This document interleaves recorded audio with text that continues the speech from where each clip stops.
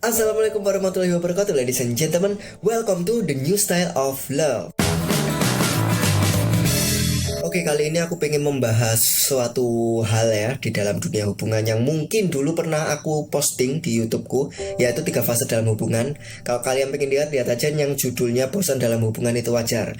Nah, kali ini aku pengen recreate lagi videonya itu agar lebih detail, agar lebih bisa dipahami lagi ya, karena mungkin masih ada yang bingung terkait tentang fase-fasenya dan progresnya seperti apa, cara mengatasinya bagaimana. Nah, itu aku akan bahas kembali mulai dari awal sampai akhir. Jadi kalau buat kalian yang pengen nonton video lamaku terkait tentang 3 fase dalam hubungan, silahkan dicek aja di channelku ya. Judulnya kalau nggak salah, bosan dalam hubungan itu adalah hal yang wajar. Nah, di video ini aku akan mengeksplorkan kembali, memberitahukan ke kalian lagi terkait tentang hal tersebut. Dan oleh karena itu, mari kita bahas. Oke, kita tahu sendiri dalam sebuah hubungan itu pasti akan ada fase-fasenya. Dan tiap fase pasti akan ada muncul ekspresi-ekspresi yang berbeda. Muncul hal-hal unik, muncul hal-hal yang menarik, yang mungkin bisa membuat hubungan itu menjadi semakin harmonis, atau malah mungkin menjadi hubungan itu menjadi semakin kacau. Nah, lalu apa aja sih fase-fase yang mungkin harus kita ketahui dalam hubungan agar nantinya kita bisa siap dalam menghadapi hal tersebut bersama dengan pasangan kita? Mari kita mulai dengan fase yang pertama. Fase yang pertama adalah fase honeymoon ya.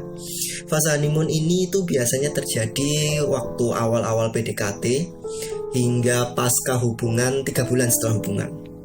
Itu terjadi muncul fase honeymoon. Fase honeymoon ini seperti apa? Fase honeymoon itu adalah fase dimana ketika pasangan itu menganggap cinta itu kayak bener-bener wah banget gitu. Bener-bener kayak merasa seneng, bisa merasakan cinta, bisa bersama dengannya, dan menganggap kayak dunia milik berdua lah. Dan bahkan di fase honeymoon ini kesalahan pasangan itu masih dianggap lucu bagi pasangan. Jadi meskipun kita melihat nih pasangan kita melakukan kesalahan, kita itu nggak secara langsung menyalahkan, tapi itu kita malah menganggapnya kayak hal yang wajar, hal yang lucu, ya pokoknya yang indah-indah banget lah di fase honeymoon ini. Itu terjadi di awal-awal PDKT hingga 3 bulan setelah berhubungan. Biasanya seperti itu ya rentangnya, bisa agak lebih lama, bisa juga agak lebih pendek fasenya.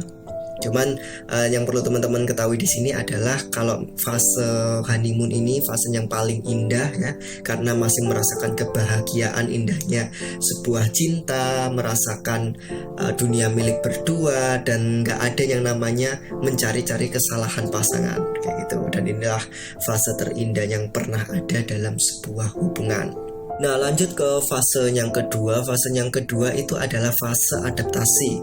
Fase adaptasi ini itu biasanya terjadi ketika hubungan telah berjalan ya, hampir setengah tahun ya 4 bulan ke atas lah, hingga 1 tahun hubungan.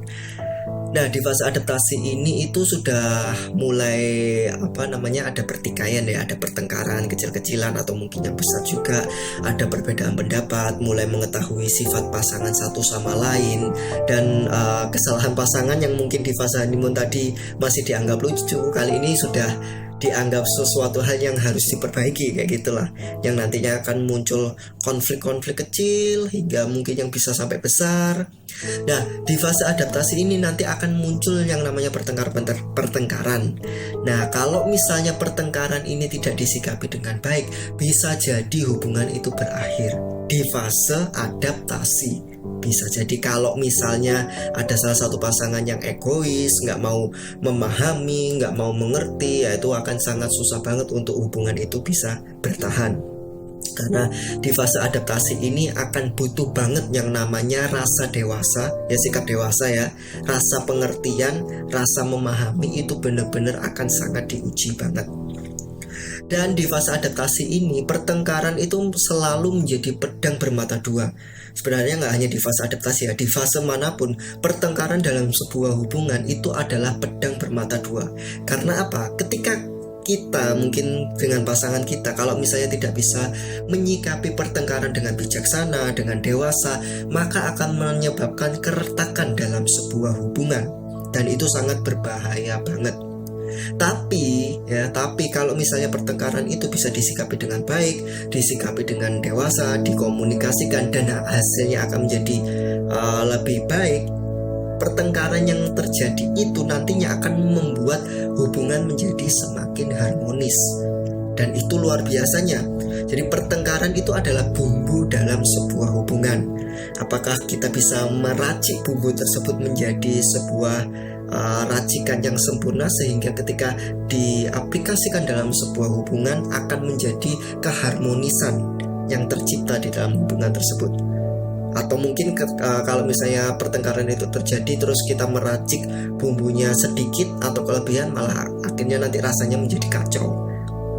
Dan itu menjadi hal yang sangat patut kita renungkan ya dalam menjalin sebuah hubungan, karena tiap hubungan itu pasti akan ada pertengkaran. Tinggal bagaimana cara kita menyikapinya. Kalau kita menyikapinya dengan baik, maka keharmonisanlah yang akan tercipta.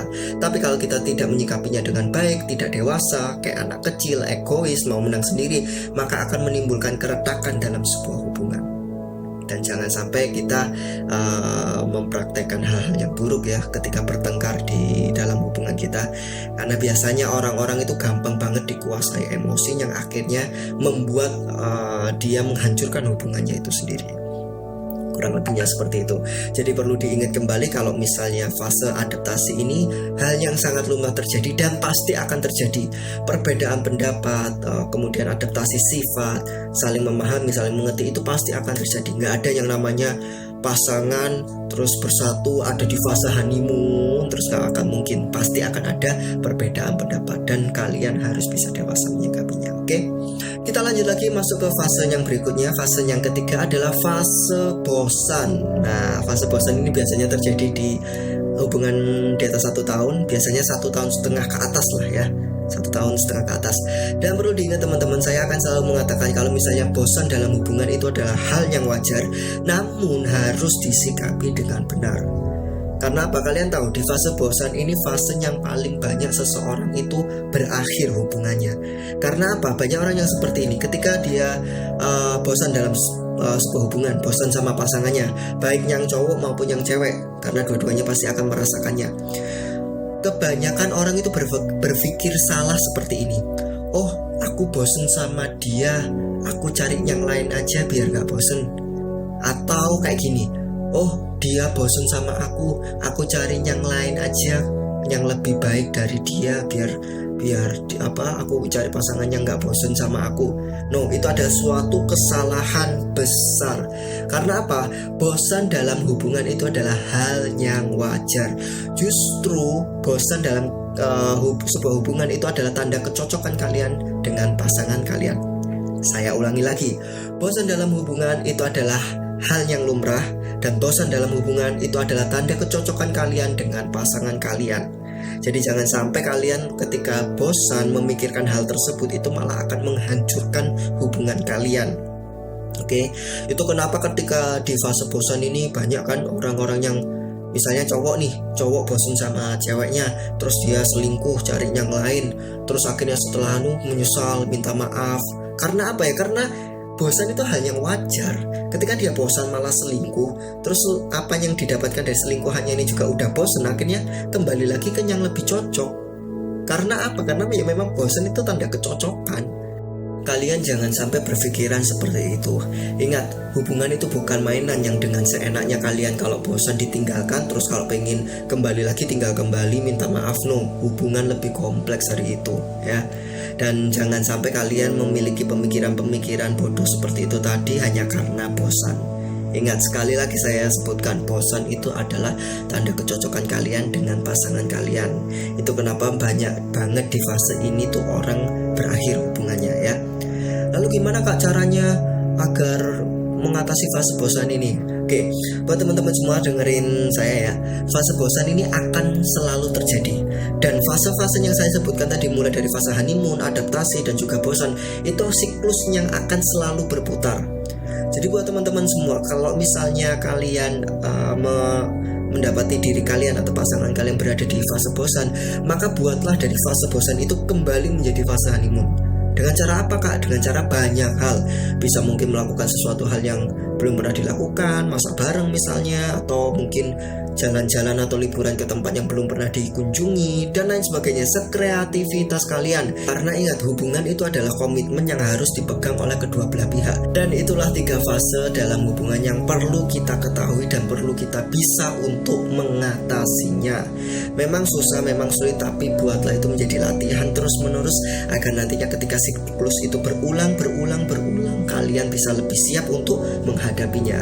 Dan buat teman-teman semua yang ada di sini, perlu diketahui juga hubungan itu nggak hanya kita saling suka satu sama lain. Hubungan itu lebih kompleks dari itu.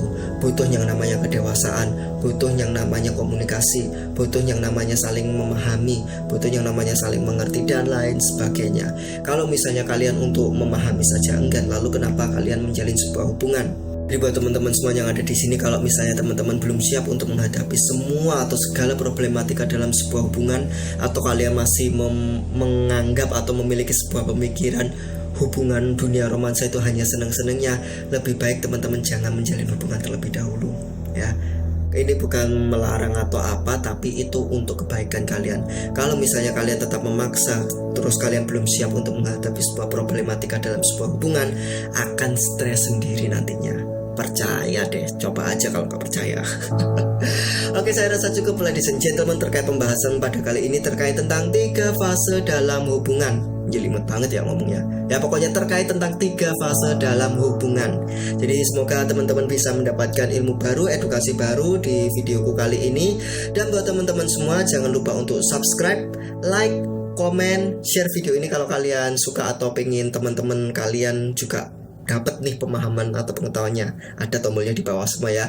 Jangan lupa juga untuk follow Instagramku. Di situ aku banyak banget membuat coach cinta, membuat edukasi tentang cinta. Jadi stay tune terus, jangan sampai ketinggalan. Di video berikutnya pasti akan jauh lebih menarik terkait tentang pengetahuan dan pemahaman tentang cinta. I think it's enough. Thank you for watching and see you next video. Bye.